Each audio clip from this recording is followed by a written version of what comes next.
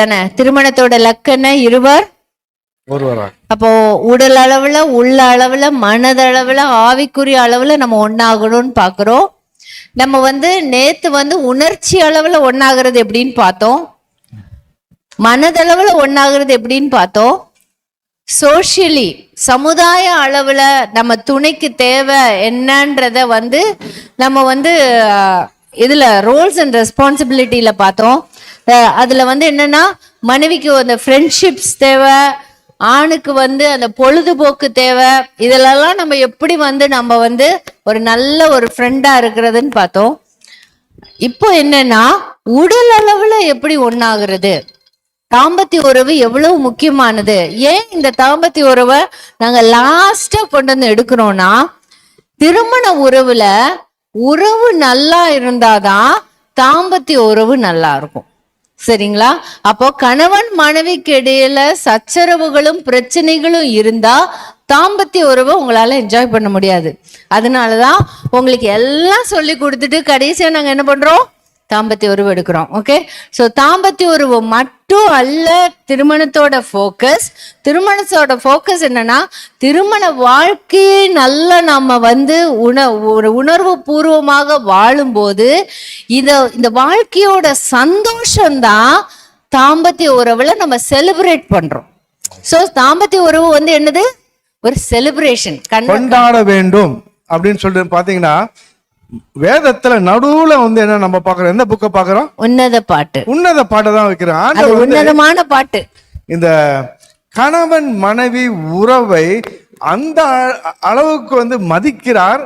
அதை செலிப்ரேட் பண்ண சொல்றார். நம்ம பர்த்டே செலிப்ரேட் பண்ணுவோம், திருமண நாளை செலிப்ரேட் பண்ணுவோம். ஆனா ஆண்டவர் என்ன சொல்றாருன்னா, இந்த உறவை நம்ம செலிப்ரேட் பண்ணணும்னு சொல்லிட்டு சொல்றார். ஓகே, அதோட அர்த்தம் என்னவென்றால், என்னோட அன்பை என் பிசிக்கலா சரீரம் மூலமாக என் மனைவியை நான் ஆசீர்வதிக்கும் ஒரு பரிசாக கொடுக்க சொல்கிறார். என்னுடைய அன்பை நான் என் கணவருக்கு நான் கொடுக்கிறேன். சோ ஆசீர்வதிக்கும் பரிசா நான் கொடுக்கிறேன். சோ வாரத்துல 3 நாள் தாம்பத்திய உறவு வச்சுக்கிறவங்க வாரத்துல 2 நாள் வச்சுக்கிறவங்களை விட 10 வயசு இளமையா இருப்பாங்களாம். எப்படி? இது பீட்டர்சாலி கதை கிடையாது. இது வாரத்துல எந்த தம்பதியர் இடைய 3 நாள் 3 முறை அட்லீஸ்ட் 3 முறை தாம்பத்திய உறவு இருக்குதோ, அவங்க 10 வருஷம் 2 முறை தாம்பத்திய உறவு கொள்பவர்களோட இளமையா இருப்பாங்க. 10 வருஷம் இளமையா இருப்பாங்க. எல்லாம் சோகமா இருக்காங்க. எத்தனை வருஷத்தை விட்டுட்டோம்னு சொல்லிட்டு அதற்காக நம்ம செய்வதல்ல. வாரத்துல சொல்றோம்ப்பா, வருஷத்துல இல்லப்பா. சரிங்களா? ஓகே, யாருக்கெல்லாம் சாக்லேட் பிடிக்கும்? யாரெல்லாம் பயம், கையை தூக்க மாட்டாங்க. எதுக்கு சாக்லேட் பிடிக்கும் உங்களுக்கு? அதனால பாவக்காது ஸ்வீட்டா தான் இருக்கும். சாக்லேட் சாப்பிடும் போது உங்களுக்கு என்ன ஏற்படுது? ஒரு நல்ல எனர்ஜெட்டிக்கா ஃபீல் பண்ணுவோம், ஒரு புத்துணர்ச்சியை கிடைக்குதுல. அது ஒரு ஹார்மோன் ரிலீஸ் பண்ணும் சாக்லேட் சாப்பிடும்ல. அதே ஹார்மோன் தான் கணவன் மனைவியிடையே தாம்பத்திய உறவு கொள்ள முடியல, அதே ஹார்மோன் தான் ரிலீஸ் ஆகுது. ஆனா வித்தியாசம் என்னன்னா, அதிகமா சாக்லேட்டை சாப்பிட்டு பல்லு சொத்தையாகி வெயிட்டை போட்டு சுகரை ஏத்துறதோட ஆண்டவர் நேச்சுரல் சாக்லேட்டை கொடுத்து வச்சிருக்கிறார். இந்த சாக்லேட்டை அதிகமா என்ஜாய் பண்ணுங்க. ஓகே, அது மட்டும் இல்ல, நம்ம ஆல்டர்ல நின்று வாக்குறுதி கொடுத்தோம். என்ன வாக்குறுதி கொடுத்தோம்? நன்மையிலும் தீமையிலும் சுகத்திலும் சுகவீனத்திலும் மரணம் நம்மை பிரிக்கும் வரையிலும் பிறர் முகத்தை பாராமல். அந்த கல்யாணம் அன்னைக்கு நம்ம யங்கா இருந்திருப்போம், முடி வெளுத்து போயிருக்காது. இப்போ சிலவங்களுக்கு பல்லு கூட கொட்டி போயிருக்குது, கொஞ்சம் நடுக்கமும் ஏற்பட்டு இருக்கலாம்.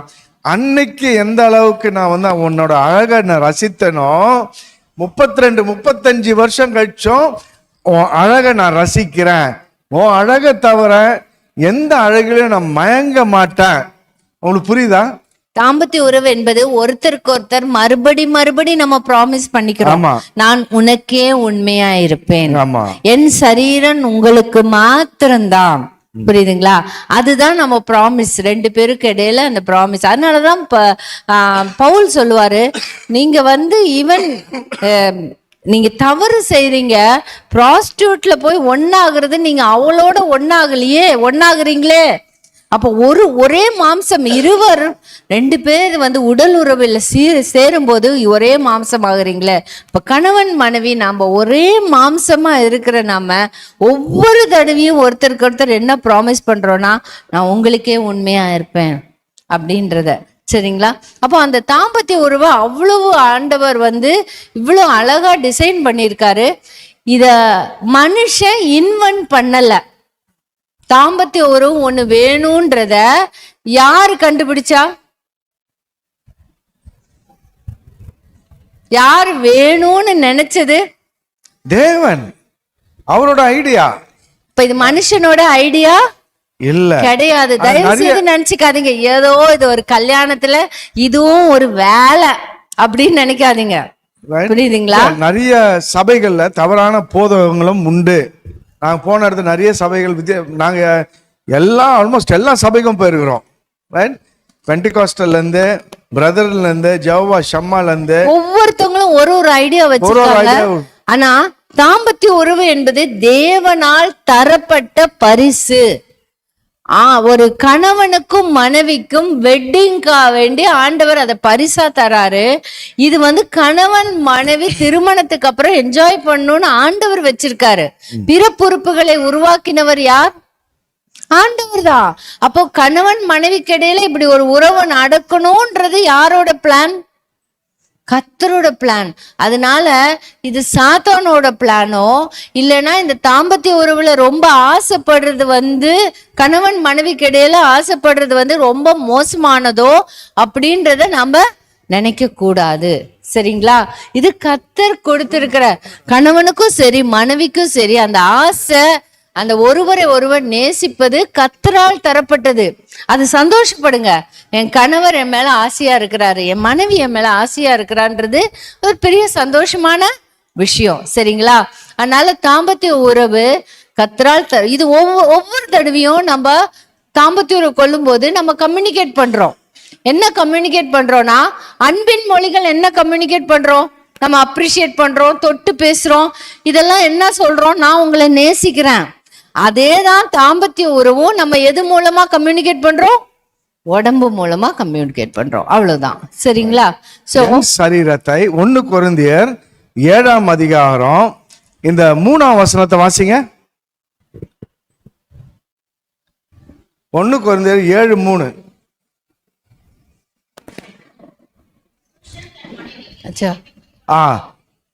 புருஷன் தன் மனைவிக்கு செய்ய வேண்டிய கடமையை செய்கிறான். அப்ப மனைவியும் புருஷனுக்கு செய்ய வேண்டிய கடமை, ஆண்டவரோட கட்டளை, ஆண்டவருடைய திட்டம். இத புருஷன் மனைவியோட கடமை அப்படின்னு சொன்னா, இந்த பழைய டிரான்ஸ்லேஷன்ல பாத்தீங்கன்னா, யாராவது கிங் ஜேம்ஸ் வெர்ஷன் வச்சிருக்கீங்களா? கிங் ஜேம்ஸ் வெர்ஷன் யாராவது வச்சிருக்கீங்களா? Husbands, render your body as a due benevolence for your spouse. இதுதான் சொல்லும். Husbands and wives, render your own body as a due benevolence to your spouse. அப்படின்னா என்னன்னா, கணவர்களே உங்க சரீரத்தை ஒரு ஆசீர்வதிக்கும் பரிசாக உங்க மனைவிக்கு கொடுங்கள். அதே போல் மனைவியும் உங்க சரீரத்தை ஆசீர்வதிக்கும் பரிசா கணவருக்கு கொடுக்கணும். பாருங்க, இந்த தாம்பத்திய உறவை வேதம் எப்படி பாக்குதுன்னா, என் சரீரம் என் மனைவியை ஆசீர்வதிக்கும் ஒரு பரிசாக நான் கொடுக்கணும். இது ஒரு கட்டளை. அதே போல மனைவியும் அவர் சரீரத்தை கொடுக்க வேண்டும். சரிங்களா? அப்போ தாம்பத்திய உறவு ஆண்டவருடைய கிஃப்ட். இப்போ ஆண்டவர் என்ன சொல்றாரு? இது ஒரு கட்டளையாக சொல்றாரு, இது நடக்கணும். ஸோ கல்யாணம் ஆகி புதுசான தம்பதிகள் நிறைய பேர் இருக்கீங்க. கண்டிப்பா இது உங்களுக்குள்ள நடக்க வேண்டிய விஷயம். கல்யாணம் ஆகி 1 மாசத்துக்குள்ள கண்டிப்பா தாம்பத்திய உறவு நடக்கணும். ஏன் இத சொல்றோம் அப்படின்னா, நடக்காம இருந்தா இன்னைக்கு பாத்தீங்கன்னா இந்த LGBTQ அப்புறம் நிறைய இருக்கு. அண்ணா சொன்னாங்க 52 இருக்குனாங்க. நம்ம இருக்கிற ஆல்பபெட்டே 26 தான். அவங்க 26 டண்டா போட்டாங்க நினைக்கிறேன். 52 இல்ல, ஆமா கரெக்டா தான் பண்ணிருக்கிறானுங்க. LGBTQ என்னென்னமோ அடிக்கிட்டே போறானுங்க அவனுங்க. அவனுங்க வந்து நம்ம சபைகளை அதிகமா அட்டாக் பண்றாங்க. இன்னைக்கு நீங்க பாத்தீங்கன்னா நம்ப மாட்டீங்க, எந்த சபையா இருந்தாலும் மினிமம் 2, 3, 4 பேர் வந்து இந்த இது ஹோமோசெக்சுவல்ஸ் லெஸ்பியன்ஸ் இருக்கிறாங்க. தெரியாது, மறைஞ்சே இருப்பாங்க. அதனால தாம்பத்திய உறவு நடக்காம இருக்குது, இதுல ஒரு இன்ட்ரெஸ்ட் இல்லாம இருக்கிறாங்க. சோ இதெல்லாம் வந்து நம்மளுக்கு வந்து பாக்குறதுனால நம்மளுக்கு தெரிய வேண்டியது என்னன்னா, கணவன் மனைவி திருமணம் ஆன பிறகு விதின் அந்த திருமணம் ஆகி விதின் 1 மந்த்துக்குள்ள கணவன் மனைவிக்கு இடையில என்ன நடக்கணும்? தாம்பத்திய உறவு நடக்கலைன்னா கண்டிப்பா கவுன்சிலரை பார்க்கணும். சரிங்களா? கண்டிப்பா நீங்க வந்து ஒரு கவுன்சிலரை அணுகணும். ஏன்னா அது என்ன ரீசன்றத நம்ம கண்டுபிடிச்சு ஈஸியா அதை சார்ட் அவுட் பண்ற விஷயம்தான். அதுக்காக நம்ம இதை வந்து நிறைய பேர் இனிஷியலி வெளியே சொல்லவே மாட்டாங்க. அப்படியே அமைதியா இருந்து அப்புறம் கடைசியா வந்து ரொம்ப பிரச்சனைக்குள்ள போன பிறகுதான் இதை வெளியவே சொல்லுவாங்க. சோ கணவன் மனைவி இடையில இது நடக்க வேண்டிய விஷயம். ஆண்டவர் தாம்பத்திய உறவை பிள்ளை பெறுவதற்காகவும் தந்திருக்கிறார். பிள்ளைகள் தேவனால் கிடைக்கும் சுதந்திரம், கர்ப்பத்தின் கனி அவனால் கிடைக்கும் பலன். பிள்ளைகள் பெறுவதற்காகவும் தந்திருக்கிறார். பிள்ளை பெறுவதற்காக மட்டும் கிடையாது. புரியுதுங்களா? பிள்ளை பெறுவதற்காகவும் ஆண்டவர் நான் ஏன் உங்களை இணைத்தேன், தேவ பக்தி உள்ள சந்ததியை பெறும்படி. ஆனா பிள்ளைகள் இல்லாமல் இருப்பதும் பிள்ளைகள் குறைவீனமாக பிறப்பதும் பாவம் அல்ல. சரிங்களா? குழந்தைங்க இல்லைன்னா அடாப்ஷன் பண்ணலாமா, அது தவறா? என்ன சொல்றீங்க? உங்க ஐடியா என்ன? இப்படி முறைக்கிறீங்க? பண்ணலாம். ஏன் அப்படின்னு சொன்னா, இயேசு கிறிஸ்து யோசேப்புக்கு யாரு? அடாப்டட் சன், தத்தெடுக்கப்பட்ட மகன் இயேசு கிறிஸ்துவே. அந்த யோசேப்பு என்ற தகப்பன் இயேசு கிறிஸ்துவை தத்தெடுக்கிறார் தன்னுடைய மகனாக. புரியுதுங்களா? அப்போ நாம அடாப்ட் பண்றது, நம்ம எல்லாரும் யாரு? கர்த்தருக்கு. We are all adopted children. அப்படிதானே பைபிள் சொல்லுது. நாம் எல்லாரும் தேவன் நம்மை தத்தெடுத்திருக்கிறார். அவருடைய குமாரனின் மூலம் நம்மை தத்தெடுத்திருக்கிறார். அப்போ தத்தெடுக்கிறதுல தவறு கிடையாது. சரிங்களா? அதனால யாரோடையோ குழந்தைய நம்ம வளர்க்குறோமே, இதுக்காக எவ்வளவோ ட்ரீட்மெண்ட் எல்லாம் போவாங்க. நம்ம ஏன் தத்தெடுக்க கூடாது? நம்ம ஏன் அது நம்ம கிட்ட ஒரு குழந்தை, ஆனா இந்த குழந்தைக்கு வாழ்வு கொடுக்கணும் அப்படின்னு சொல்லி தத்தெடுக்காதீங்க. அந்த குழந்தைக்கு நீங்க வாழ்வு கொடுக்கல, ஆல்ரெடி ஆண்டவர் வாழ்வை கொடுத்திருக்கிறார். நீங்க இல்லைன்னா வேற யாரோ. அதனால ஒரு குழந்தைக்கு நாங்க வாழ்வு கொடுத்தோம் அப்படின்னு பெருமைப்படாதீங்க. எங்களுக்கு ஒரு குழந்தை தேவைப்படுது அப்படின்னு இருந்தாதான் உங்களுக்கு வந்து you can love your child. புரியுதுங்களா? தத்தெடுக்கப்பட்ட குழந்தையும் பயாலஜிக்கல் சில்ட்ரன், ஆண்டவர் 3 விதத்துல சில்ட்ரன் தர வல்லவர். பயாலஜிக்கலா நார்மலா ஹஸ்பண்ட் அண்ட் ஒய்ஃப் கடையில உறவுல பிறக்கக்கூடிய பிள்ளை, லவ் மேக்கிங்ல, அப்புறம் லவ் கிஃப்டிங், அதான் தத்தெடுக்கக்கூடிய பிள்ளை.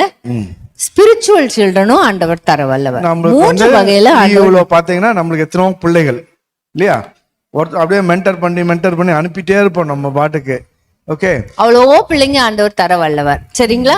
அதனால நம்ம ஐ மீ மை செல்ஃப் அப்படின்னு சொல்லி நம்ம ஒரே குடும்பத்துல இப்படி ஒட்டின்னு நம்ம எங்கேயுமே ஈடுபடாம எந்த ஃபெலோஷிப்புக்கும் போகாம இருக்காதீங்க. தயவு செய்து ஃபெலோஷிப் எல்லாம் இன்வால்வ் பண்ணுங்க.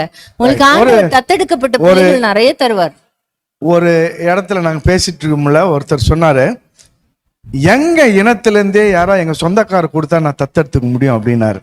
என்ன ஆட்டிடியூட் இல்ல அது? Very sad right?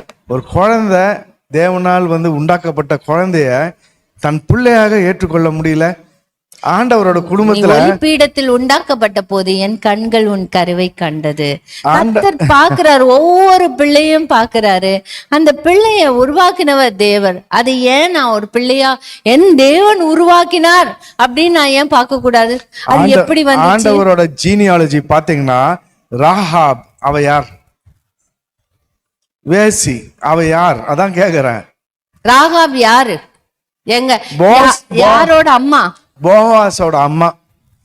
அதனாலதான் பாருங்க போவாஸ்க்கு ஒரு நல்ல ஹார்ட். யாரு அக்செப்ட் பண்றான்?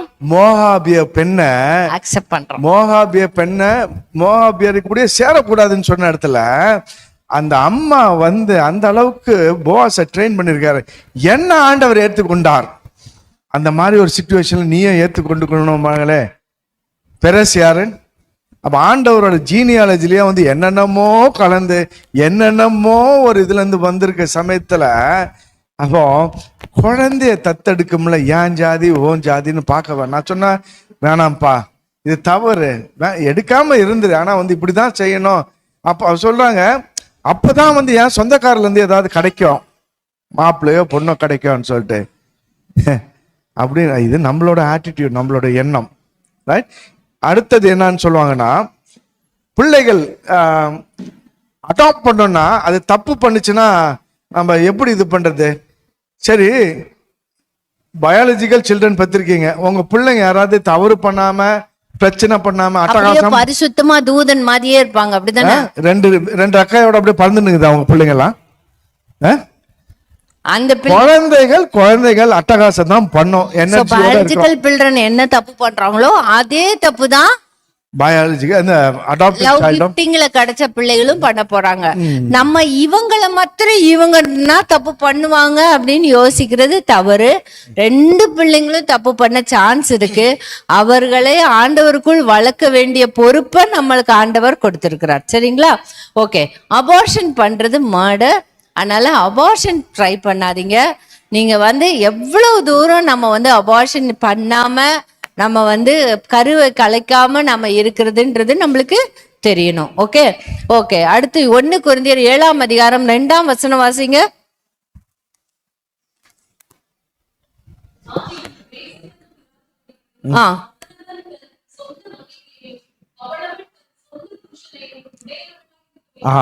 வேசித்தனம் இராதபடிக்கின் அப்படின்னு சொன்னா, வேசித்தனம் அப்படின்னு சொன்னா என்ன அர்த்தம்? விபச்சாரம்னா என்ன அர்த்தம்? வேசித்தனம்னா ப்ரீ மேரிட்டல் செக்ஸ். விபச்சாரம் என்றால் திருமணமானவர்கள் மனைவியை கணவனை ஏமாத்தி வெளியில செக்ஸ் வச்சுக்கிறது தான் விபச்சாரம். அந்த காலத்துல பால் எழுதும் போது அத்தனை வருஷங்கள் 2000 வருஷங்களுக்கு முன்னையும் கொரிந்து பட்டணத்துல வேசித்தனம் இருந்தது. அப்படின்னா என்ன? ப்ரீ மேரிட்டல் செக்ஸ் இருந்துச்சு. அதனால பவுல் என்ன சொல்றாரு? ஆகிலும் ப்ரீ மேரிட்டல் செக்ஸ் நிறைய இருக்கிறதுனால நான் உங்ககிட்ட சொல்றேன், அவன் சொந்த மனைவிய வச்சுக்கோங்கப்பா. அதான் வாடகை ஒத்திக்கே எதுவும் வச்சுக்க கூடாதுன்றார். திருமணத்துக்கு முன்னாடியோ இல்ல திருமணத்துக்கு அப்புறம் வேற ஒரு பெண்ணையோ ஆணையோ நீ யோசிக்காத, இந்த தவறை நீ செய்யாத அப்படின்னு பவுல் சொல்றாப்ல. அப்போ திருமணத்துக்குள்ள வந்த பிறகு அவன் தன் சொந்த, வாசிங்க அந்த வசனத்தை, சொந்த மனைவியையும் சொந்த புருஷனையும், அவன் தன் சொந்த மனைவியையுமா ஒண்ணுதானா? சந்தோஷமா? பால் ரொம்ப கிளீனா சொந்த மனைவி, சொந்த கணவன், கணவர்கள் மனைவிகள் சொல்லிட்டு எழுதல. அப்போ உங்க மைண்ட் வாய்ஸ் நல்லா கேக்குது. தாவீது எத்தனை வச்சிருந்தானே, சாலமோன் எத்தனை வச்சிருந்தானே. அப்போ அந்த பழைய ஏற்பாட்டுல வாழ்ந்திருந்தா சந்தோஷமா இருந்திருக்கலாம்னு நினைக்கிறீங்களா? அப்படி ஆண்டவர் வந்து அனுமதித்தாரா? ஆண்டவர் அனுமதித்தாரா? எல்லாம் அப்படி பாக்குறீங்களே. ஆதாமுக்கு ஆண்டவர் எத்தனை மனைவியை கொண்டு வந்தார்? எத்தனை பெண்களை கொண்டு வந்தார்? ஒண்ணுதான். அப்போ வருஷம் வாழ்ந்தான்? 930 வருஷம். பாவத்துக்கு அப்புறம் அவனுக்கு எத்தனை பொண்டாட்டி? 2ஆ 3ஆ? ஏன்ப்பா இப்படி யோசிக்கிறீங்க? தைரியமா சொல்லுங்க. அவனுக்கு ஒரே பொண்டாட்டி தான். அவன் குழம்பி போயிட்டாங்க. 2ஆ 3ஆன்னு ஒரே பொண்டாட்டி தான். 930 வருஷம் ஒரே பொண்டாட்டியோட சந்தோஷமா வாழ்ந்த மனுஷன் யாரு? ஆதாம் தான். ரொம்ப நல்ல மனுஷன். ஆனா காயினுடைய பரம்பரையில லாமேக்கு ஆதாளையும் சில்லாளையும் கல்யாணம் பண்ணி கொண்டான். அப்ப சபிக்கப்பட்ட பரம்பரையில வருது தவறான பழக்க வழக்கங்கள். அந்த தவறான பழக்க வழக்கங்களை நம்ம மற்ற ஜனங்கள் எல்லாம் கத்துக்கிறாங்க. அதுதான் இஸ்ரவேலுக்குள்ள அந்த தவறான பழக்க வழக்கங்கள் வருகிறது. ஓகே. அப்போ ராஜாக்களுக்கு ஆண்டவர் இந்த எத்தனை பொண்டாட்டி வேணாலும் வச்சுக்கலான்னு உரிமை கொடுத்தாரா? இல்ல. இல்ல. உபாகமம் 17:17 வாசிங்க. உபாகமம் 17:17.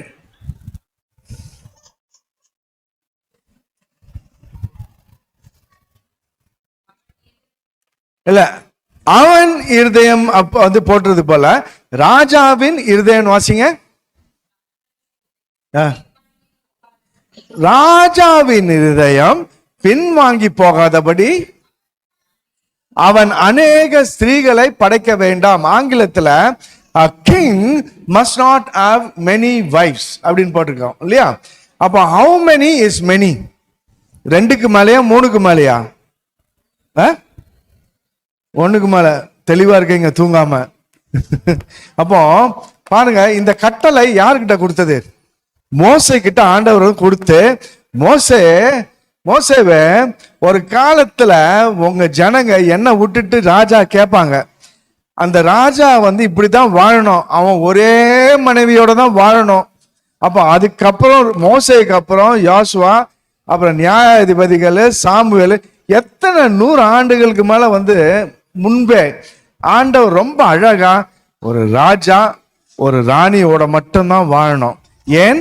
அவன் இருதயம் பின்வாங்கி போகாதபடிக்கு. 2-3 பொண்டாட்டி வச்சா ஆண்டவரை மறந்துடுவான். சாலமோனுக்கு என்னாச்சு? மறந்தானா? வேணா வந்து 2-3ன்னு வச்சுக்கோங்க, அடி வாங்குறது நீங்க வாங்க போறீங்க. வச்சுக்கோங்கன்னா சொல்ல மாட்டேன், வைக்க கூடாது. ஆண்டவர் வந்து அந்த அடி வேணும்னா வச்சுக்கோங்க. இல்ல, நீங்க அடியே வாங்க வேண்டாம்ப்பா, வைக்க வேண்டாம். சோ தயவு செய்து யோசிக்காதீங்க, அந்த இடத்தையே யோசிக்காதீங்க. ஒரு கணவர் ஒரு மனைவி தான். அதை விட்டு விலகி யோசிப்பது ஆண்டவருக்கு பிரியமில்லாத ஒரு பாதை. அந்த பாதையில நம்ம செல்லாம இருக்கிறது நல்லது. அப்போ 1 கொரிந்தியர் 7:4 வாசிங்க. 3 வாசிங்க.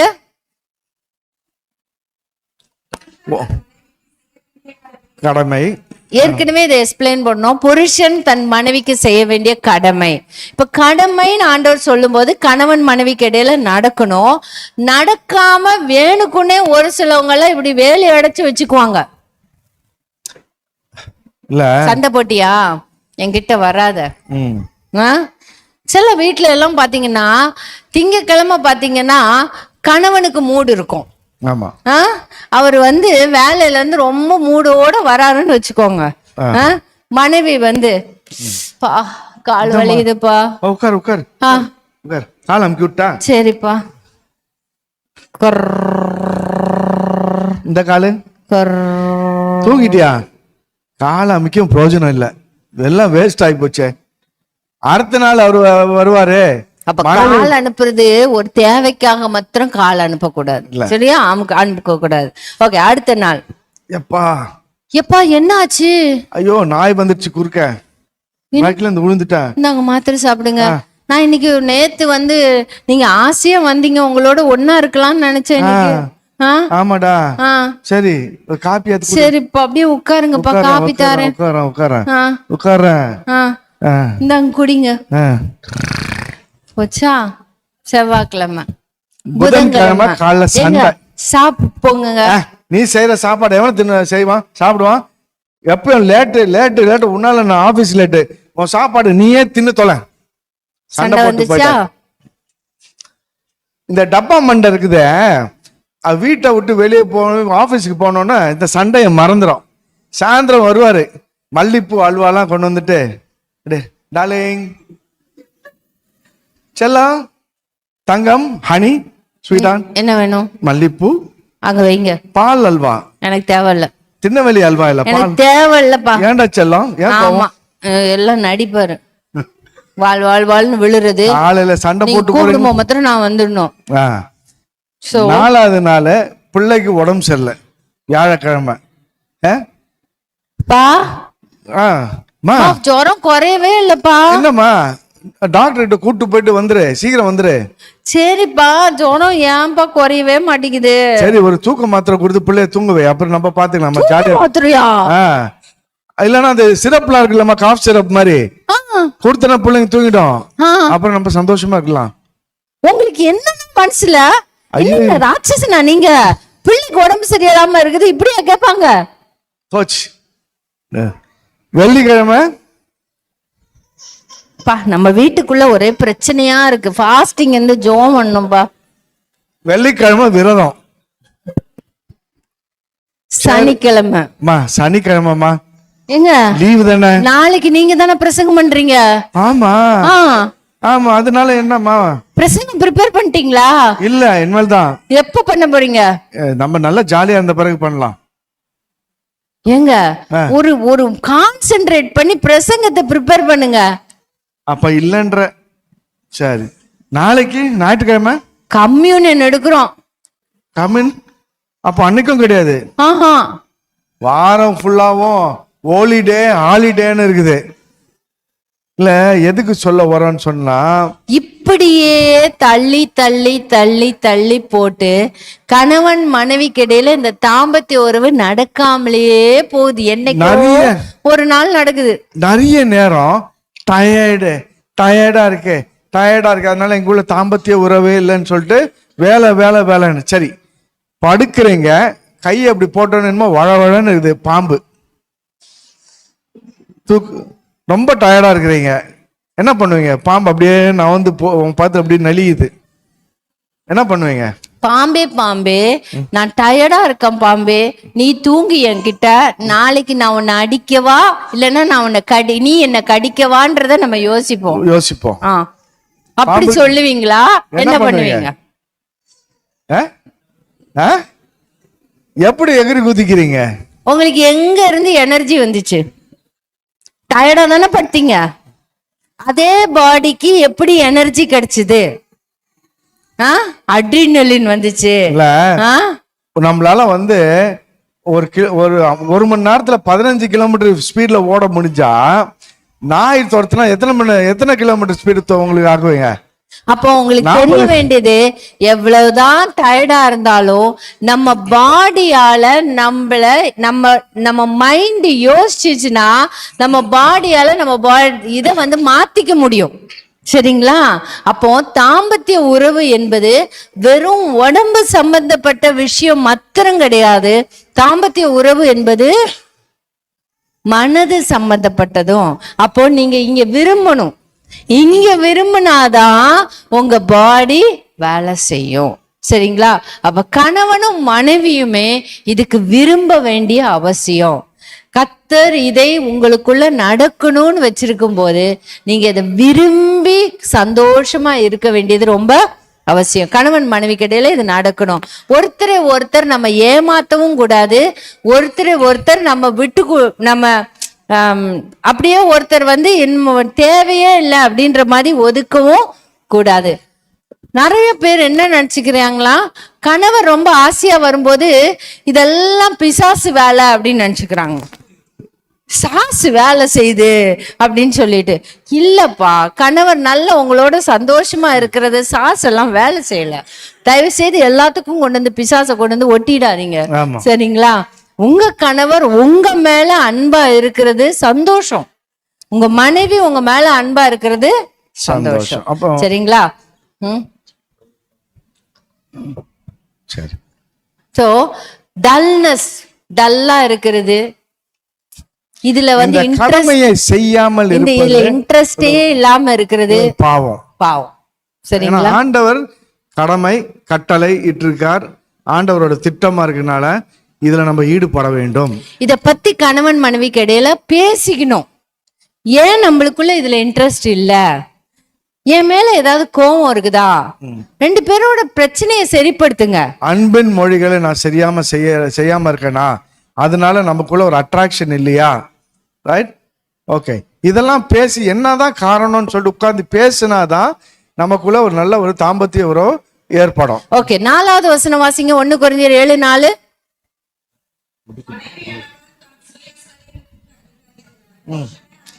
அப்ப என்னுடைய சரீரத்துக்கு நான் அதிகாரி அல்ல. யார் அதிகாரி? புருஷன். புருஷனோட சரீரத்துக்கு யார் அதிகாரி? அதிகாரி அல்ல, மனைவியே அதிகாரி. நல்லா கவனிங்க. என் சரீரத்துக்கு 2 பேர் ஓனர். 1 கொரிந்தியர் 3:16 நீங்களே தேவனோட ஆலயமா இருக்கிறீங்க. உங்களுக்குள்ள யார் இருக்கா? பரிசுத்த ஆவியானவர் இருக்கிறார். அப்ப யாருக்கு சொந்தம் என் சரீரம்? ஆண்டவருக்கு சொந்தம், பரிசுத்த தேவனுக்கு சொந்தம். ரெண்டாவது சொந்தக்காரர் யாருன்னு பாத்தீங்கன்னா, யாருன்னு போட்டிருக்கு? உங்க கணவனுக்கு யார் சொந்தம்? மனைவி சொந்தம். மனைவியோட சரீரத்துக்கு கணவன் சொந்தம். ஓகே, அப்போ என் சரீரத்துக்கு அதிகாரி என் கணவர். அப்ப என் சரீரத்தை பத்தி அவருக்கு தெரியணும் தானே, அவரோட சரீரத்தை பத்தி எனக்கு தெரியணும். அப்போ எனக்கு நிறைய பேர் என்ன நினைச்சுக்கிறாங்கன்னா, தாம்பத்திய உறவுனா ரெடி ஸ்டார்ட் 1 2 3 ஃபினிஷ், அவ்வளவுதான், முடிஞ்சு போச்சு. அப்படி கிடையாது. மனைவிக்கு தாம்பத்திய உறவுனா அந்த காலத்து விறகடுப்பு மாதிரி, விறக வச்சு மண்ணெண்ணெய ஊத்தி ஊதாங்கோலை வச்சு ஊதி புகை கண்ணில் அடிச்சு கண்ணீர் விட வேண்டியதா இருக்கும். அப்படின்னா என்னன்னா, ஸ்லோவா தான் பெண்ணுக்கு உணர்ச்சி தூண்டப்படுவது ஸ்லோவா தான். அது என்ன சொல்ல வரேன்னு சொன்னா, காலையில சண்டை போட்டுட்டு வெளியே போயிட்டீங்கன்னா அன்னைக்கு கோவிந்தா, சாயந்தரம் கிட்டே சேர்க்க மாட்டாங்க. அப்ப அன்பா மனைவி கிட்ட பேசி காலையிலேயே நல்லா என்ன செய்யணும், கெட்டி பிடிச்ச ஒரு முத்தம் கொடுத்து. இடியாப்பம் மண்டைக்கு நிறைய வாவ் பாயிண்ட்ஸ் இருக்கு. வாவ் வாவ் அப்படின்னு அதான் காலையிலே செல்லம் அழகா இருக்கியே, நீ பல்லு வளர்க்கலனாலும் அழகா இருக்கியே, வாவ். இப்ப ஒரு வாவ் ஆயிடுச்சா? செல்லம் நீ தேவனால் கொடுக்கப்பட்ட பரிசு செல்லம். வாவ், என் கணவர் என்ன நேசி. அந்த வாவ் பாயிண்ட்ஸ் நிறைய கனெக்ட் ஆனாதான் இடியாப்பம் மண்டை தான் உடம்ப ப்ரிப்பேர் பண்ணும். போன் பண்ணி ஆபீஸ்ல இருந்து, செல்லம் சாப்பாடு சூப்பரா இருந்துச்சு, எப்பா என் கணவர் எனக்கு போன் பண்ணிட்டாரு, வாவ், நீ போட்டிருக்க Dress ரொம்ப நல்லா இருந்துச்சு, வாவ். நிறைய வாவ் பாயிண்ட்ஸ் கனெக்ட் ஆயிட்டே இருக்கணும். மாதிரி அதிகமா நம்ம பேசி கொஞ்சணும், ரைட்? அப்ப காதலிக்கணும் அப்படின்னா, காதலிக்கணும் அப்படின்னா என்ன அர்த்தம்னா, காதல் அழிக்க வேண்டும். ஆமா, புரியுதா? எந்த கணவர் மனைவியோட பக்கத்துல உட்கார்ந்து அழகா பேசுறாங்களோ, காதல் அளிக்கிறாங்களோ, அந்த மனைவி கணவன்கிட்ட பிளாட் ஆயிடுவாங்க, அப்படியே தன்னை கொடுத்துருவாங்க, தூண்டப்படுவார்கள். எப்பா கணவன்மார்களா, நல்ல டிப்ஸ் உங்களுக்கு. உங்க மனைவி உங்களுக்கு வேணும்னா நீங்க என்ன பண்ணணும்? நல்லா பேச கத்துக்கணும், காதல் அளிக்கணும், நல்ல அழகா பேச கத்துக்கோங்க. ஆமா. சோ அத விட்டுட்டு வெள்ளுன்னு உழுதுட்டு அப்புறம் நைட் ஆனா செல்லம் அனி டார்லிங் அப்படின்னா அதான் புல்டாக மாறிடுவாங்க. ஆமா. அப்போ அவங்களுக்கு அந்த வாவ் பாயிண்ட்ஸ் அப்பப்போ தொடணும். இந்த மாதிரி அழகா பேச முடியல, தன் சரீரம் தன் கணவனுக்காக ஏங்கும். ஒரு கணவர் அதே போல மனைவிக்கு கண்ணால் ஈர்க்கப்படுறவங்க அல்ல. அதனாலதான் இந்த பேச்செல்லாம் ரொம்ப முக்கியம். மனைவிக்கு உணர்ச்சி தூண்டப்படுறது ரொம்ப முக்கியம். மனைவி பாத்ரூம்ல குளிச்சுட்டு வராங்க, அந்த சோப் ஸ்மெல்லு, அந்த குளிச்ச அந்த ஃப்ரெஷ்னஸ், அதெல்லாம் ஒரு ஆணுக்கு பார்த்தோன்னே தூண்டப்படுறார். ஆண்கள் கண்களால் ஈர்க்கப்படுறவங்க. அப்போ ஒரு மனைவிக்கு தெரியணும், தன்னை கணவரோட இருக்கும்போது தன்னை நீட்டா வச்சுக்கணும். சென்ட் அண்ட் சைட் அப்படின்னு வச்சுக்கோங்களேன். நல்லா வாடை, நல்லா அந்த சைட், மனைவி அந்த குளிச்சுட்டு அந்த முடியெல்லாம் வச்சு போடுவோம்ல, கணவருக்கு நல்லா தூண்டப்படுகிறார். இதே கணவர்கள் என்ன நினைப்பாங்க, நமக்கு இப்படி தூண்டப்படுறோம்னு சொல்லிட்டு அவரு பாத்ரூம்ல இருந்து டவல் கட்டிட்டு மனைவிக்கு முன்னாடி டான்ஸ் எல்லாம் ஆடி காட்டுவாரு. அது டவல்லாம் அவுத்து கட்டுவாரு. ஆனா மனைவிக்கு கொஞ்சம் கூட உணர்ச்சி தூண்டப்படாது. போய் லுங்கி கட்டுனா அப்படின்னு டான்ஸ் ஆடுறேன்னு கணவருக்கு தெரியணும், மனைவிக்கு தான் தெரியணும். நம்ம ட்ரெஸ் கொஞ்சம் கம்மியா போடும்போது கணவர் முன்னாடி, வெளியே இல்ல, கணவர் முன்னாடி போடும்போது கணவர் ஈர்க்கப்படுகிறார். புரியுதுங்களா? ஆனா மனைவி ஈர்க்கப்படுவது கணவரை நேக்கடா பார்த்தா கூட மனைவிக்கு உணர்ச்சி தூண்டப்படாது. இது கணவர் தெரிஞ்சுக்கோங்க. ஆனா நீங்க டான்ஸ் எல்லாம் ஆடுங்க, வேண்டான்னு சொல்லல. தயவு செய்து சொந்த மனைவிக்கு நீங்க கேபரே ஆடுங்க, ஒண்ணும் தவறு கிடையாது. ஆனா உங்க மனைவியோட பேசுங்க, நல்ல பேசுங்க, நல்ல உறவு வச்சுக்கோங்க. ஏன்னா மனைவிக்கு இந்த தாம்பத்திய உறவுல ரொம்ப முக்கியமானது என்னன்னா, அவங்களுக்கு பாதுகாப்பு ரொம்ப முக்கியம். என்னைக்கு மனைவி கணவர்கிட்ட பாதுகாப்பா ஃபீல் பண்றாங்களோ, அன்னைக்கு தன்னை முழுமையா கொடுக்கிறதுக்கு சந்தோஷமா கொடுப்பாங்க. நல்லா கவனிங்க. என்னோட ஆக்ஷன் லவ்விங், நான் என் மனைவியை நேசிக்கிறேன்னு வைங்களேன், இந்த 6 வகையான அன்பை சொன்னோம். நேசிக்க முடியல, உன்னோட இமோஷன் என்னவா இருக்கும்? I feel respected and secure. Very secure. புரியுதுங்களா? என் கணவர் என்னைய, நேசிக்க அவர் முடியல. தலைவரான கணவர் கிறிஸ்துவின் அன்பினால் என்னை நேசிக்கும் பொழுது நான் ரெஸ்பெக்டடா செக்யூரா ஃபீல் பண்ணுவேன். நான் என் கணவரை ரெஸ்பெக்ட் பண்ணும்போது I feel loved. he feel loved and secure. ஆண்டவர் 2 டிஃபரெண்ட் இமோஷன்ஸ் போட்டிருக்காரு. கணவர்கள் எபேசியர்ல எந்த அளவுக்கு உங்க மனைவியை வந்து மதிக்கிறீங்களோ, மரியாதை செலுத்துறீங்களோ, அன்பு செலுத்துறீங்களோ, அந்த அளவுக்கு வந்து நம்ம அந்த உன்னத பாட்டுல பாத்தீங்கன்னா, என் நேசரின் சத்தத்தை கேட்டு என்னாச்சு, அவங்க சரீரம் ஆயத்தமாச்சுன்னு சொல்லி இருக்கோம். ஓகே, அப்போ எந்த கணவர் மனைவியை ரொம்ப நேசிச்சு ரெஸ்பெக்ட் கொடுக்குறீங்களோ அந்த கணவனுக்கு தான் தன் உடலை தரணும். அவங்க ஏங்குவாங்க. ஓகே, காதலிக்கணும், அந்த மாதிரி வந்து அந்த ஏக்கத்தை உண்டாக்கணும். சும்மா வந்து வா பாடு, இது வந்து ஏதோ ஒரு கடமைக்கு செய்யற விஷயம் இல்ல. நான் தான் சொன்னேன், கல்யாண திருமண உறவுல இருக்கிற அந்த சந்தோஷத்தை கொண்டாடுவதற்கு ஆண்டவர் கொடுக்கிற ஒரு celebration between husband and wife is sexual intimacy. Okay, மனைவி ஒரு மோட்டார் கிடையாது, சுவிட்சை போட்டோம்னா டொக டொக டொகன்னு ஓடுறதுக்கு. She is a human being. Women வந்து இமோஷனல், ரைட், ரிலேஷனல், ரெண்டுமே இருக்கனால அந்த அளவுக்கு மனைவிக்கு வந்து சரீரத்தை உண்டு அந்த வாவ் பாயிண்ட்ஸை கொடுத்தாதான் அவங்க ஆயத்தமாகுவாங்க. கடைசியா 2-3 டிப்ஸ் கொடுக்குறோம். Marriage should be honored by all and Hebrews 13:4 வாசிங்க. திருமணம் யாவருக்குள்ளும் கனமுள்ளதாயும் விவாக மஞ்சம் அசுசிப்படாதிருப்பதாக. இங்க keep the marriage bed pure. Okay, அப்படி வந்து அந்த பியூர் இடத்துல வந்து நம்ம ஹோலின்னு போடலாம். Keep the marriage bed holy. சில இடத்துல வந்து டோன்ட் டிஃபைல் த மேரேஜ் பெட்னு இருக்கும். இந்த இடத்துல பயன்படுத்தப்பட்ட எபிரேய வார்த்தை அமியாண்டாஸ். அந்த அமியாண்டாஸ்ன்ற அந்த வார்த்தை 4 முறை பைபிள்ல பயன்படுத்தப்பட்டிருக்கு. 3 முறை தேவனுடைய பரிசுத்தத்துக்கு பயன்படுத்த வார்த்தை. இந்த அமியாண்டாஸ்னா நம்ம சொல்றோம்ல, கர்த்தர் பரிசுத்தர் பரிசுத்தர் பரிசுத்தர், அதுக்கு பரிசுத்தத்துக்கு பயன்படுத்தப்பட்ட அந்த அமியாண்டோஸ்ன்ற வார்த்தைய ஆண்டவர் எதுக்கு பயன்படுத்துறாருன்னா கணவன் மனைவியின் தாம்பத்திய உறவுக்கு. புரியுதுங்களா? இது பரிசுத்தம்னு சொல்றாரு ஆண்டவர். அதனாலதான் நாங்க இவ்வளவு தைரியமா உங்ககிட்ட பேசிட்டு இருக்கோம். எந்த ஒரு வேதத்திலையும் செக்ஸ் வந்து ஹோலின்னு சொன்னதே இல்லை பைபிளை தவிர. ஆண்டவர் அவ்வளோ நல்லவர். அவரோட பரிசுத்தத்தை வந்து அதுக்கு ஒப்பிட்டு கணவன் மனைவி உறவுக்கு வந்து அவர் சொல்றாருன்னா இந்த உறவை எந்த அளவுக்கு நம்ம பாதுகாக்கணும். கொஞ்சம் அப்ப பரிசுத்தமான இந்த உறவை, தாம்பத்திய உறவை நம்ம எப்படி அசுத்தமா மாத்த முடியும்? எக்ஸ் கேர்ள் ஃப்ரெண்டையோ நம்ம பெட்ல யோசிச்சுட்டு படுக்கிறதோ இல்லைன்னா வெர்ச்சுவல் ஸ்கிரீன்ல சினிமா பாக்குறீங்க.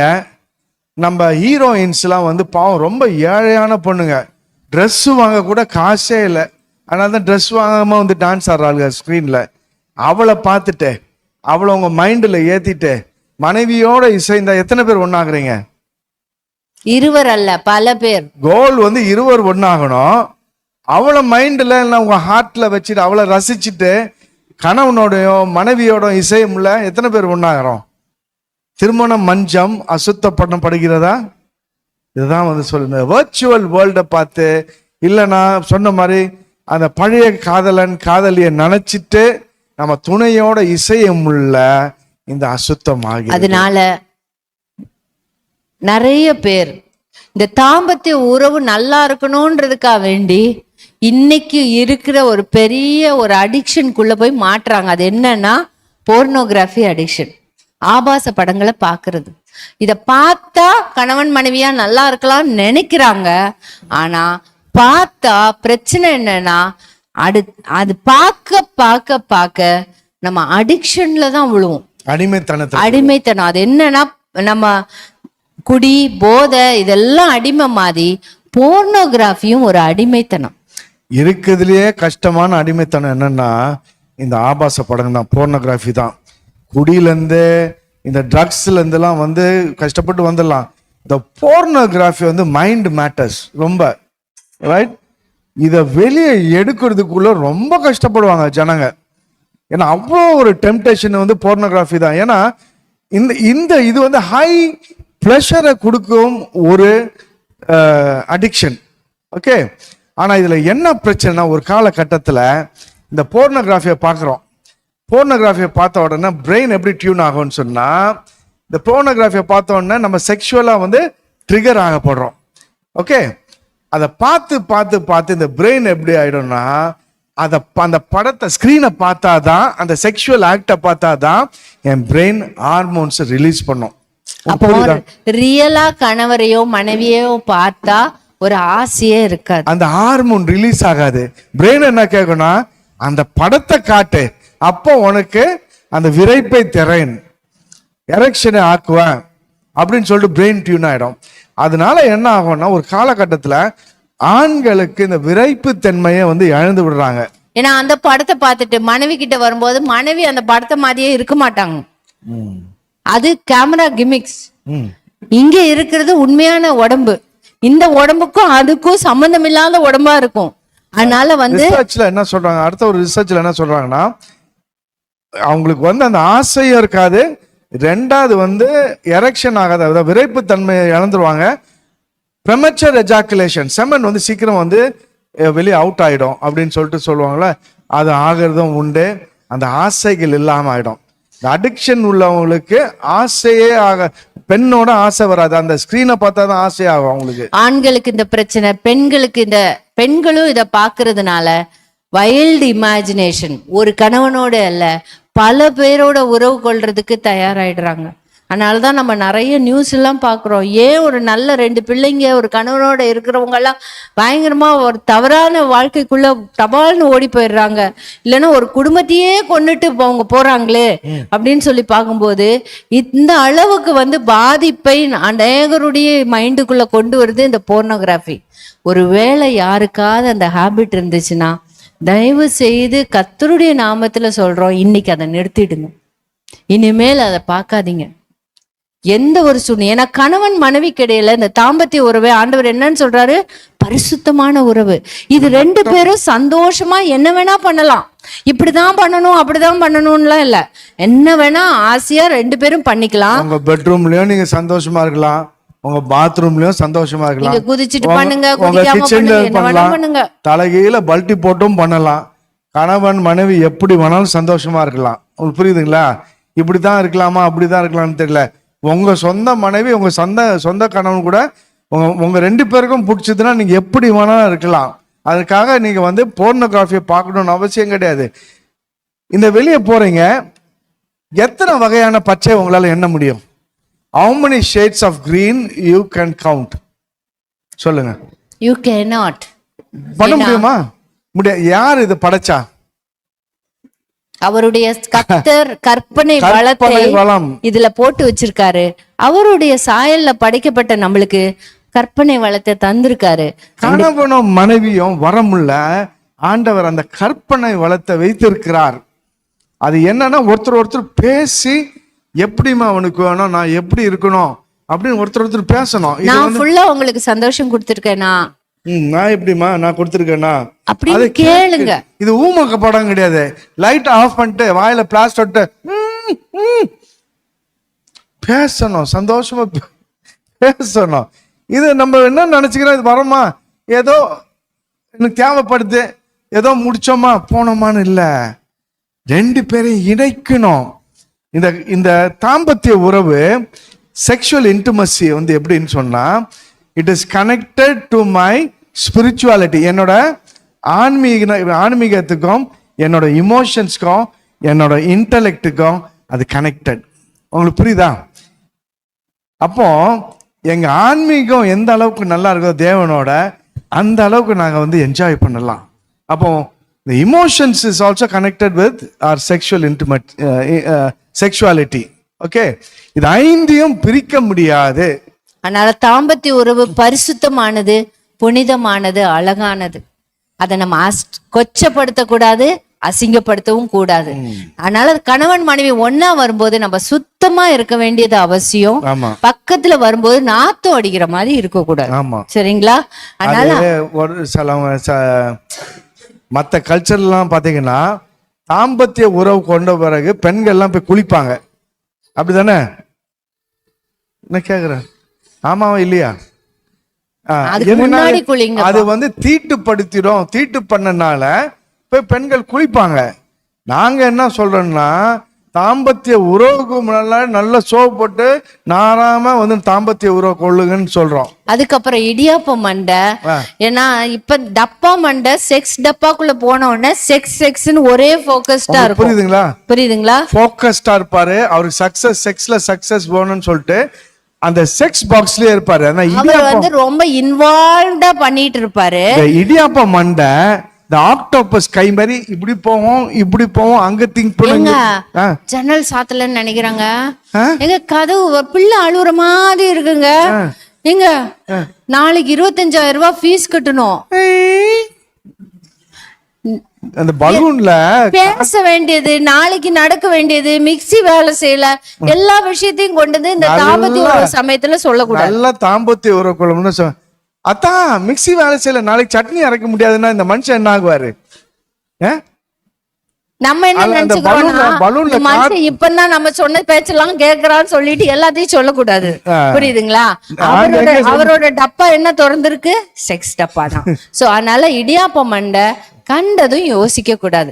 ஆனா டப்பா மண்டைக்கு தெரியணும், இடியாப்பம் மண்டைக்கு எப்பவுமே இதெல்லாம் அடைச்சிருக்குதா அடைக்கலையான்றது எப்பவுமே அவங்களுக்கு செக்யூரிட்டி ரொம்ப முக்கியம்.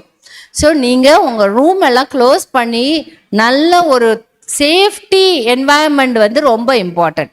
அடுத்து வந்து என்னன்னா, கணவன் மனைவியின் தாம்பத்திய உறவு நடக்கும்போது உங்க பிள்ளைங்க 2 வயசுக்குள்ள இருக்கும்போது அந்த ரூம்ல தாம்பத்திய உறவு இருக்கும்போது பரவாயில்ல. ஆனா 2 வயசுக்கு மேல இருக்கும்போது அந்த குழந்தைங்க தூங்கிட்டு இருந்தா கூட அந்த இடத்துல வச்சு தாம்பத்திய உறவு வச்சுக்காதீங்க. அங்க இருந்து தள்ளி போய் அந்த குழந்தைங்களோட பார்வை இல்லாத இடத்துல தாம்பத்திய உறவு வச்சுக்கோங்க. ஏன்னா குழந்தைங்க தூக்கத்துல நடுவுல அப்பப்போ லைட்டா முழிச்சு பார்க்கும், அப்புறம் திரும்ப தூங்கிடும். நம்ம நினைப்போம் அவங்க முழிச்சு பார்க்கும்போது நம்மள பாக்குறாங்கன்னு வச்சுக்கோங்க, இருட்டுல நம்மளோட பிம்பம் தெரியும். கணவன் மனைவியோட அந்த தாம்பத்திய உறவை பார்த்துட்டாங்கன்னா அது அப்படியே போட்டோ ஸ்டோரேஜ் மாதிரி பதிஞ்சிரும். பிள்ளைங்க வளர்ந்து வாலிப வயசு வரும்போது அவங்களுக்கு ஃபர்ஸ்ட் போர்னோகிராஃபி எது? அப்பா அம்மாவோட பிக்சர். சோ தயவு செய்து அந்த மாதிரி பிக்சர்ஸ் கொடுக்காதீங்க உங்க பிள்ளைகளுக்கு. என்ன பண்ணணும்? 2 வயசுக்கு மேல இருந்துச்சுன்னா நீங்க என்ன பண்ணணும்?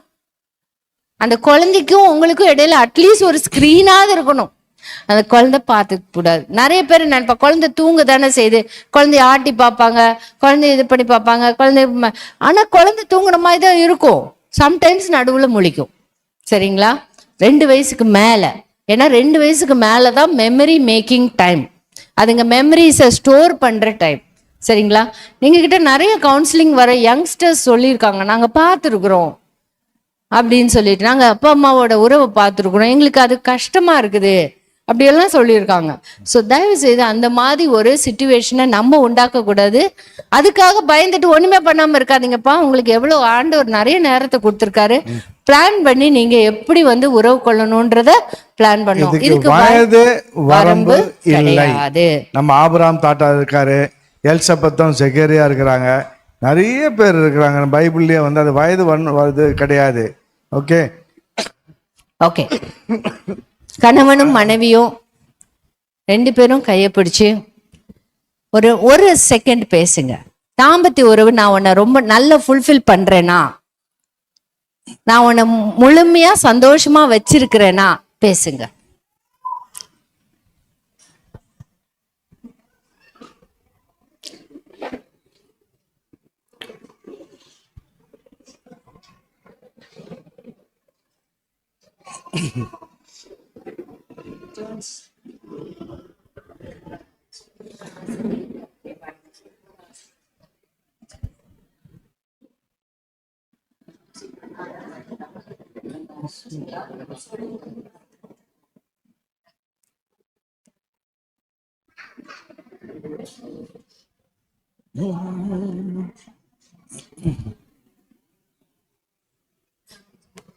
சொல்லிடலாம்.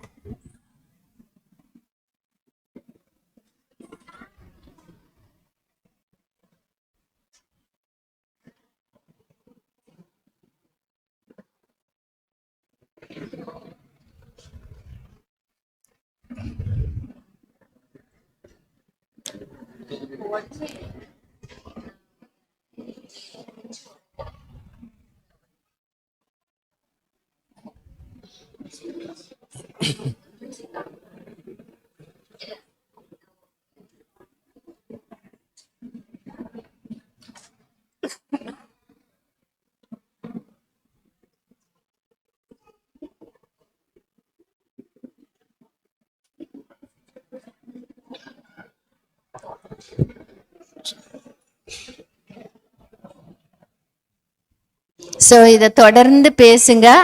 உங்களுக்கு இன்னைக்கு இந்த ஹோம்ஒர்க் இருக்கு. என்ன ஹோம்ஒர்க்? லவ் லெட்டர் எழுதுற ஹோம்ஒர்க் நேத்துக்கே ஹோம்ஒர்க். இம்போசிஷன் எழுதி ஆகணும். சரியா? இன்னைக்கு ஹோம்ஒர்க், உங்க வீட்டுல நல்ல பிரியாணி இருக்கும்போது வெளியே போய் தயிர் சாதம் சாப்பிட மாட்டீங்க. சோ இன்னைக்கு ஆக்சுவலி ஃபேமிலி செமினார்ல தாம்பத்திய உறவுக்கு நாங்க சும்மா ஒரு பேர் வச்சிருக்கிறது நல்ல ஹேவிங் பிரியாணி, மட்டன் பிரியாணி. சரிங்களா? சோ அதனால வந்து மட்டன் பிரியாணி மூக்கு பிடிக்க கட்டின பிறகு நல்ல அருமையான ஆனந்த பவன் தயிர் சாதம் வச்சா சாப்பிடுவீங்களா? சாப்பிட மாட்டோம்ல. அவங்க சொந்த தொட்டியிலிருந்து தண்ணி குடிக்கணும். அதான் பைபிள் சொல்லுது. அப்படிதானே? சோ இன்னைக்கு உங்க வீட்டுக்கு போயிட்டு கணவன் மனைவியா நல்ல உறவு கொள்ள வேண்டியதும், நல்ல சந்தோஷமா நீங்க வந்து இத பேசி உறவுக்குள்ள வர வேண்டியது ரொம்ப அவசியம். இல்ல, இது வரைக்கும் நம்ம 2 நாளாக பார்த்திருக்கிறோம். இருவர் ஒருவராகி ஒரு அழைப்புக்குள்ள வரும். தேவனை, திரியேக தேவனை பிரதிபலிக்கணும். அதுதான் வந்து கோல் இல்லையா? அப்படின்னு வந்திருக்கோம். இப்போ கடைசி ஒரு பைபிள்ல இருந்து ஒரு சின்ன ஆபிரகாம்ல தொடங்கணும் இல்லையா? எல்லாமே பைபிள்ல இருந்து தான் பார்த்தோம். ஆண்டவருடைய வசனமும் வேத வாசிப்பும் ஜெபமும் நம்ம வாழ்க்கையில இல்லைன்னா இதை எல்லாத்தையும் கடைபிடிக்க முடியுமா? முடியாது. ஆண்டவர் தான் நம்மள பைபிள்ல இருந்து இது அத்தனையுமே ஞாபகப்படுத்த வல்லவர். அப்போ நம்ம வாழ்க்கையில என்ன டிசிப்ளின் வேணும்? வேதம் வாசிக்கிறதும் ஜெபிக்கிறதும். சோ எத்தனை பேருக்கு அந்த பழக்கம் இருக்கு? இண்டிவிஜுவலா வேதம் வாசிச்சு ஜெபிக்கிறோம். குடும்ப ஜெபம் எத்தனை பேர் வீட்டுல இருக்கு? இல்லாதவங்க தயவு செய்து வீட்டுல ஸ்டார்ட் பண்ணுங்க. ஓகே, அடுத்து கணவன் மனைவியா சேர்ந்து ஜெபிங்க. நம்ம குடும்பத்துக்காக வேண்டி, நம்மளோட உறவுக்காக வேண்டி நீங்க சேர்ந்து ஜெபிக்க வேண்டியது ரொம்ப அவசியம். புரியுதுங்களா? அப்போ குடும்ப ஜெபம், பைபிள் வாசி, ஜெபம் பண்ற ஆவிக்குரிய ஒழுக்கம் இல்லாம இது அத்தனையும் கடைபிடிக்கிறது கஷ்டம். அதுதான் நம்மளோட ஃபர்ஸ்ட் டிவோஷன்ல கூட பார்த்தோம். அதானே? கர்த்தர் இல்லை என்றால் வீட்டை கட்டுவது ரொம்ப கஷ்டம். அதனால கர்த்தரை உங்களுக்கு மையமாக வைத்து கொண்டால் முப்புரி நூல் ஒருபோதும் அறுபடாது. சோ அப்படிப்பட்ட ஒரு ஆவிக்குரிய ஒழுக்கமான வாழ்க்கையை வாழ வேண்டியது அவசியம்.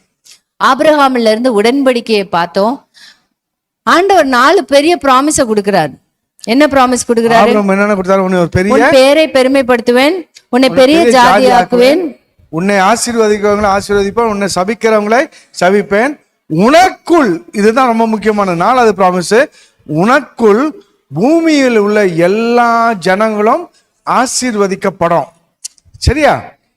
இந்த கொடுத்த ப்ராமிஸ ஆபிரகாமுக்கு அதை எக்ஸ்பிளைன் பண்றார். ஓகே, எக்ஸ்பிளைன் பண்ணணும்னு நினைக்கிறார். ஆண்டவர் ஏன் அந்த 100 வயசுல குழந்தைய கொடுக்குறாரு?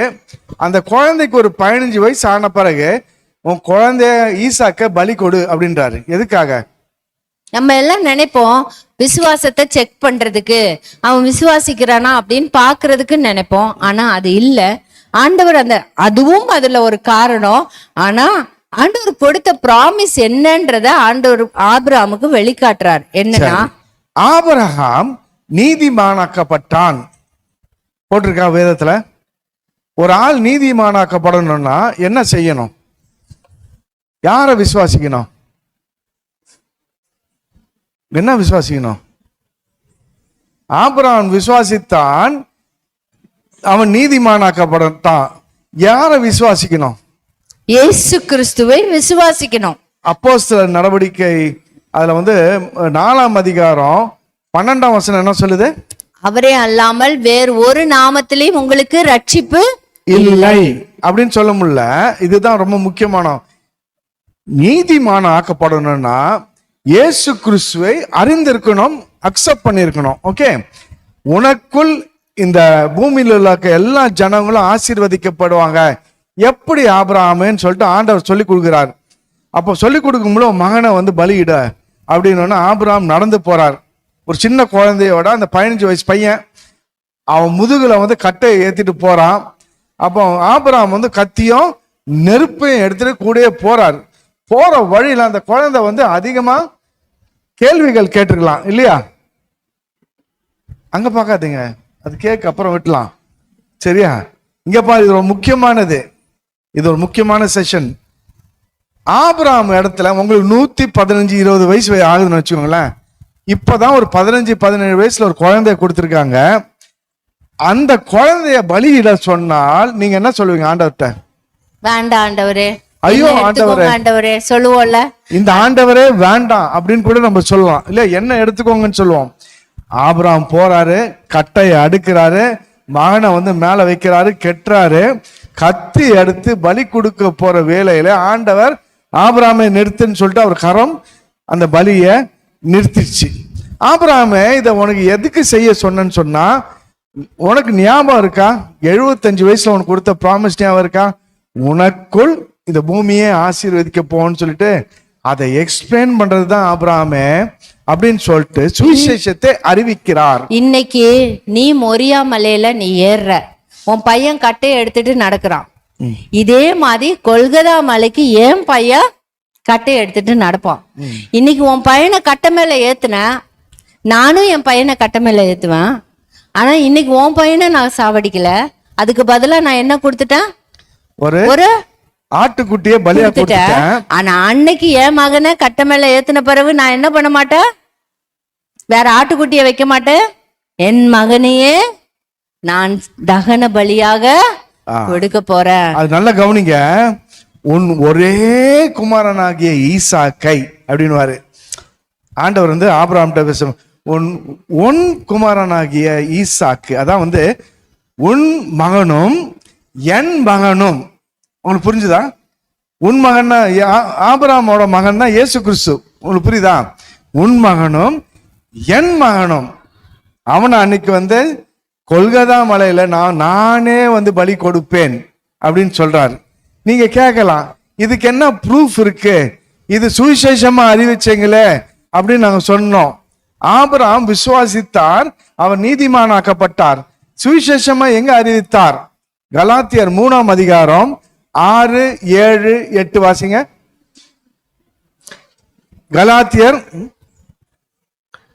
கலாத்தியர் 3ஆம் அதிகாரம் 6, 7, 8 வாசிங்க.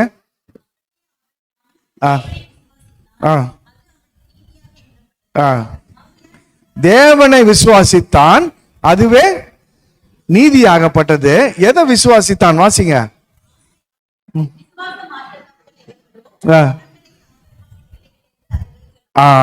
உலகத்துல இருக்க எல்லா ஜனங்களும் உனக்குள் ஆசீர்வதிக்கப்படுவதை பத்தி தான் சொல்லுது. அப்புறம்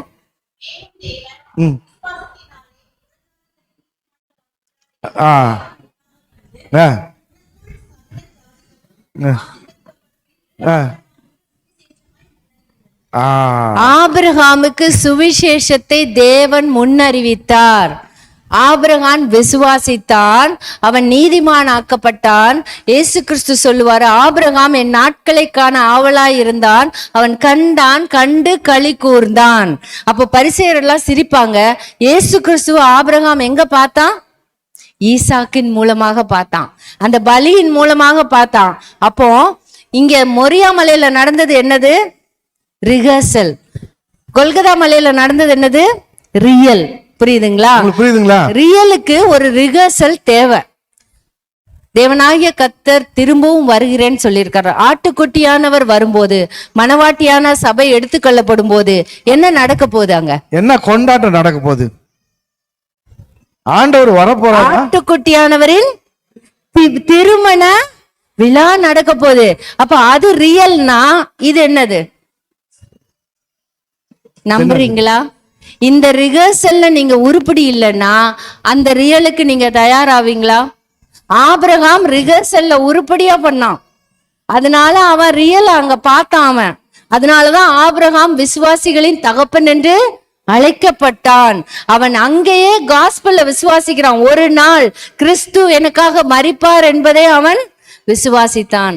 ஒரு நாள் என் தேவன் வருகையில வரப்போறாரு, சபையானது அவரோடு கூட எடுத்துக்கொள்ளப்பட போது அந்த திருமண விழாவிலே நான் பங்கேற்க வேண்டுமானால் இந்த திருமணத்துல நான் ஒழுங்கா இருக்கிறேன்னா, நம்ம சொந்த பொண்டாட்டி கிட்ட, நம்ம சொந்த புருஷன்கிட்ட இன்னும் கோபமா இருக்கோமா? மன்னிக்காம இருக்கோமா? இதை கேட்கும் போது நம்மள ஆண்டவர் உணர்த்துகிறாரா இல்லையா? நான் இதுல எவ்வளவு உண்மையா இருக்கணும்? இப்படிப்பட்ட உறவுல, நான் உண்மையாக இருக்க வேண்டிய உறவுல இது வரைக்கும் நம்ம விளையாட்டா நினைச்சிருந்தோம்னா, இல்ல நம்ம நேத்துல இருந்து கேட்ட நிறைய விஷயங்கள்ல நம்ம நிறைய தவறு பண்ணியிருப்போம். ஒரு முறை கூட நம்ம துணையோட கைய பிடிச்சு சாரி கேட்கலாமா? கை பிடிக்கலாமா? இல்ல அந்த கொண்டாட்டத்துல நீங்களாம் வந்து பங்கேற்கணுமா? அதான் கேள்வி. இயேசுவின் வருகையின் கொண்டாட்டத்துல பங்கெடுக்கணுமா? ஆமா, எடுக்கணும்னா இந்த உறவை நல்லா நடத்துறதுக்கு நம்மளுக்கு தெரியணும். ஒரு மனைவி கொடுத்தேன், ஒரே கணவனை கொடுத்தேன். இந்த ஒரு மனைவியை ஒரு கணவனை வந்து உங்களால நேசிக்க முடியல. அப்ப பரலோகத்துல வந்து பாத்தீங்கன்னா பல ஜனங்களை நீங்க பாப்பீங்க. அந்த இடத்துல உங்களால எப்படி வாழ முடியும்? There'll be many faces, many races, many colors, right? இங்கே ஒரு மனைவியோட ஒரு கணவனோட ஒழுங்கா வாழ முடியல, இந்த ரிஹர்சலை ஒழுங்கா செய்ய முடியல. இவ்வளோ கோபம், இவ்வளோ ஹர்ட், இவ்வளோ எரிச்சலை வச்சுட்டு இருக்கோமா? இல்ல நம்ம எல்லாம் விட்டுடலாமே. செய்ய வேண்டிய கணவன் கடமை, மனைவியோட கடமை செய்யாம ஒருத்தர் நீங்க வந்து புண்படுத்திக்கிறீங்களே, ஆண்டவர் வருகையில நம்ம பதில் சொல்ல முடியாது. நான் உன்னை அறியேன் அப்படிதான் சொல்வார். கை பிடிச்சுக்கோங்க. மன்னிப்பு கேட்கலாமா? உங்களிடத்தில் ஆண்டவர் பேசின, உங்க மனசுல பேசின விஷயத்துக்காக வேண்டி நீங்க உங்க துணை கிட்ட மன்னிப்பு கேளுங்க. என்ன ஆண்டவர் உங்ககிட்ட பேசினாரோ அதுக்காக மன்னிப்பு கேளுங்க.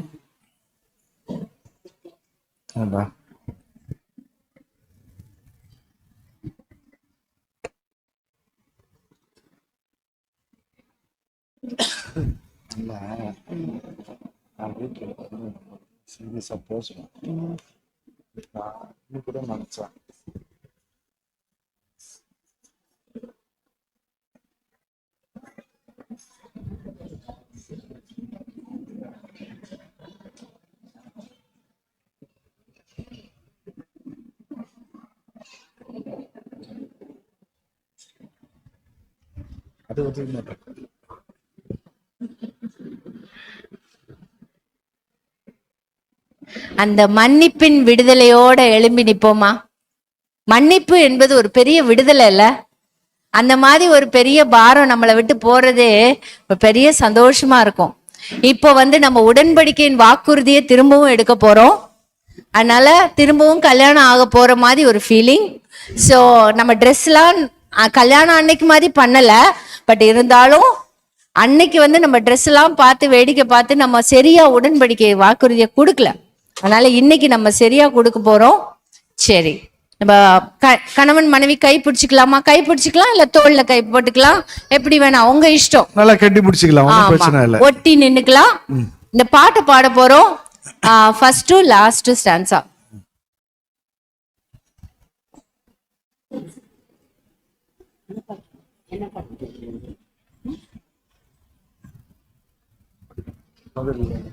ஆசீர்வதியும் கர்த்தரே,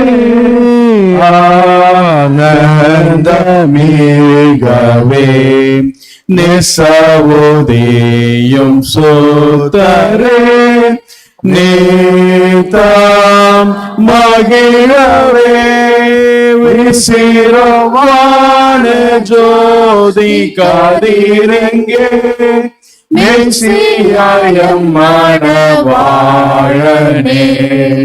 ஆசாரியரும் ராஜனும் ஆசீர்வதித்திடும்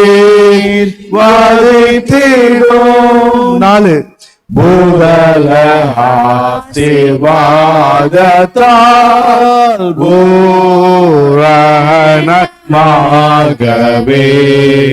ஆதரி தாழும் கர்த்தரே ஆசீர்வதித்திடும் மாதிரையாக இவர் சந்ததியார் வந்தோதி தொம்மை பிரஸ்தாவிக்க ஆதேவ கிருபை தீர்மானம் ஆம் போல் அருளுமேன் விசிறவான ஜோதி கதிரிங்கே மெஸ்ஸியாயம் மணவாழனே ஆசாரியரும் வான்ராஜனும்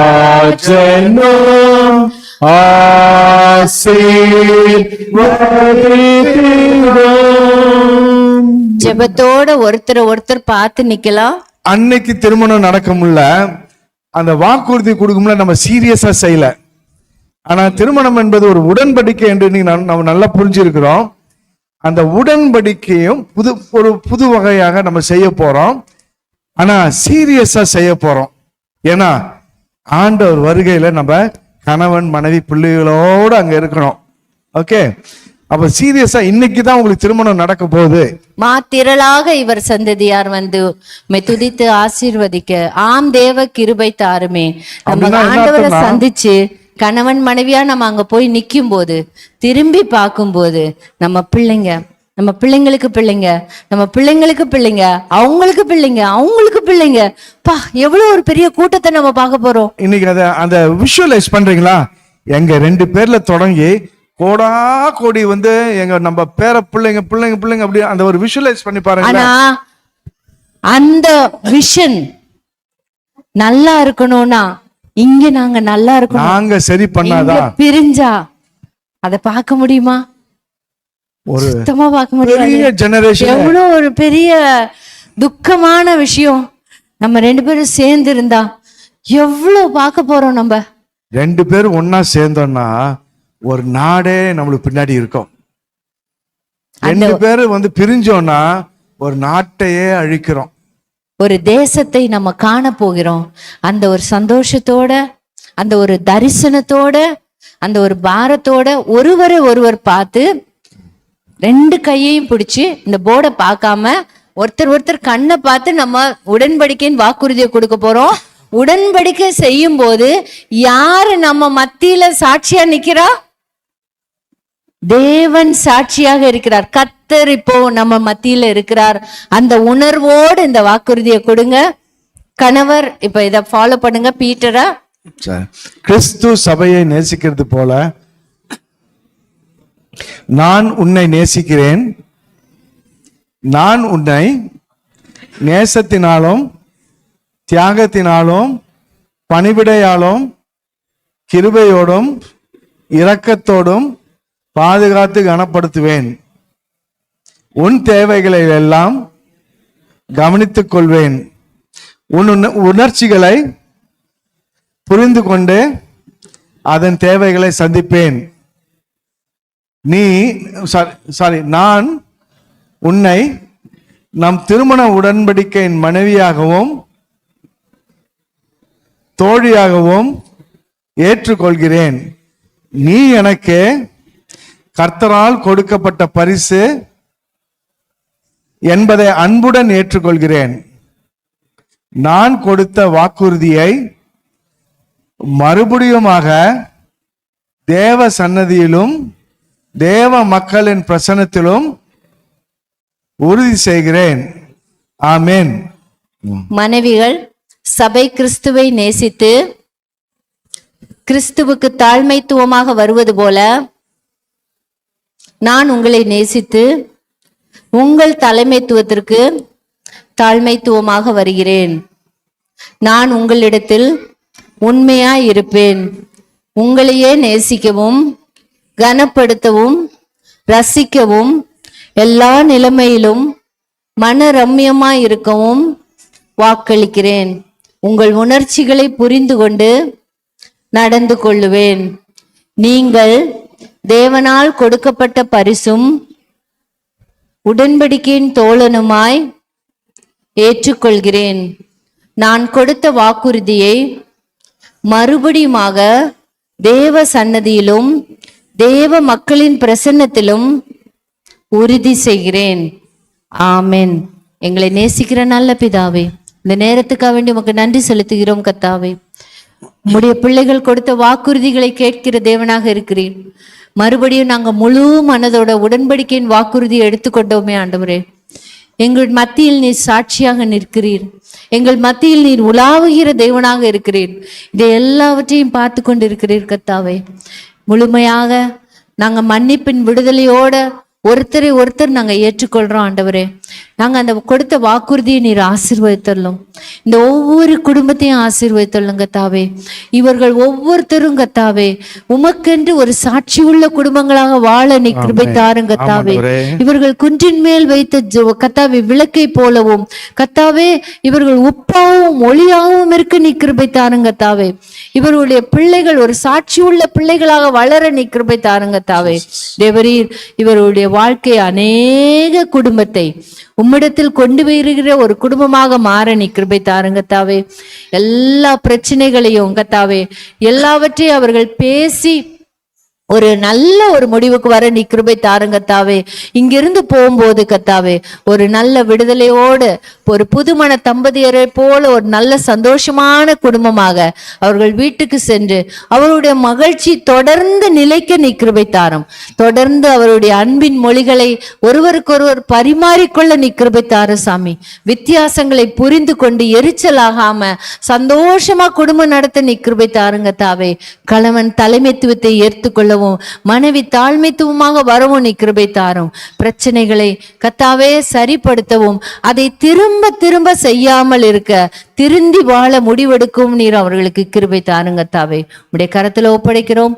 இதை ஆர்கனைஸ் பண்ண UESA உம்முடைய கரத்துல தருகிறோம் சாமி. கர்த்தாவே எவ்வளோ பாடுகளின் மத்தியில் இதை ஆர்கனைஸ் பண்ணியிருக்காங்க. நீர் அவங்களோட ஆசீர்வாதத்தெல்லாம் கர்த்தாவே தேவரீர் இதுல செய்த உம்முடைய பிள்ளைகளை நீர் ஆசீர்வதித்து அவர்களை தொடர்ந்து நீர் நடத்தியறலுங்க கர்த்தாவே. இந்த கேம்ப் சைட்டுக்காக வேண்டி உம்மை துதிக்கிறோம் சாமி. இந்த கேம்ப் சைட்டை நீர் தந்ததுக்காக வேண்டி உமக்கு ஸ்தோத்திரம். இதை உண்டாக்குன அண்ணனுக்கும் அக்காவுக்காக வேண்டி உமக்கு ஸ்தோத்திரம் கர்த்தாவே. இங்க வந்து அநேக ஜனங்கள் உம்மை கண்டுகொள்ள தந்த கிருபைக்காக வேண்டி உமக்கு ஸ்தோத்திரம். தொடர்ந்து இதை ஆசீர்வதித்தரலும். இந்த மீட்டிங்கோட தேவையை நீ சந்தித்தரலும். இயேசுவின் மூலம் ஜெபங்களும் நல்ல பிதாவே. ஆமென். இன்னைக்கு தான் நீங்க வந்து புதுசா திருமணம் ஆனனால உங்க துணைக்கு ஒரு முத்தம் கொடுக்கலாம். அவங்க துணைக்கு கொடுங்கப்பா. குடுக்கலையா? காணோம். ஆமா